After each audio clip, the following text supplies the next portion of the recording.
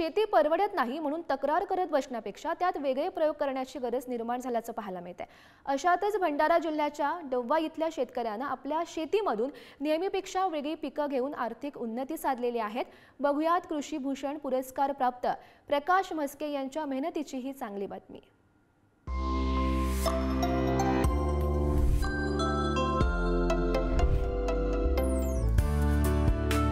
हे आहेत भंडाऱ्याच्या डव्वा गावामध्ये राहणारे प्रकाश म्हस्के। पारंपरिक पद्धतीने धान पिकाची लागवड करून आपला उदरनिर्वाह करत होते, पण शेतीत काही समस्या जाणवायला लागल्या आणि त्यांनी पारंपरिक शेतीला फाटा दिला। मला शेतीबद्दल काही एवढी फारशी माहिती नव्हती, परंतु कृषी विभागाच्या मार्गदर्शनाखाली जे कार्यशाळा आणि प्रशिक्षण आयोजित करण्यात येत होते त्याला मी वारंवार जात होतो आणि त्याच्यातून मला बरेच काही या ठिकाणी शिकायला मिळाले आणि आज कृषी विभागाच्या मार्गदर्शनामुळे मी एक यशस्वी शेतकरी बनलो। म्हस्केंनी आपल्या 4 एकर शेतीत काही बदल करायचं ठरवलं। धान शेतीला फाटा देऊन ते इतर भाजीपाला पिकांकडे वळले।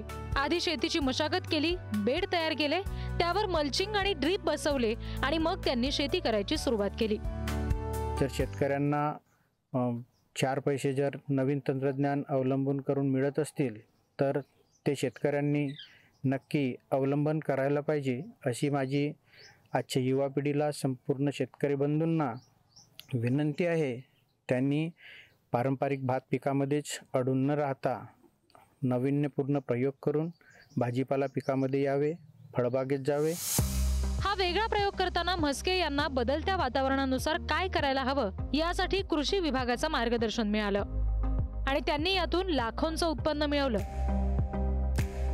प्रकाशजी म्हस्के नुकताच यांना महाराष्ट्र शासनाचा कृषी भूषण पुरस्कार प्राप्त झालेला आहे आणि ते आपल्या या शेतामध्ये वर्षभर विविध भाजीपाला पिकांचे नाविन्यपूर्ण प्रयोगाद्वारे भरघोस उत्पादन घेत आहेत आणि त्यातून चांगले आर्थिक उत्पन्न सुद्धा मिळवित आहेत। आपल्याला पारंपरिक धान शेतीतून उत्पन्न मिळत नाही म्हणून रडण्यापेक्षा प्रकाश यांनी शेतीमध्ये केलेले प्रयोग नक्कीच कौतुकास्पद आहेत आणि या वेगळ्या वाटेतून केलेल्या प्रयोगातून नक्कीच आर्थिक उन्नती साधता येईल।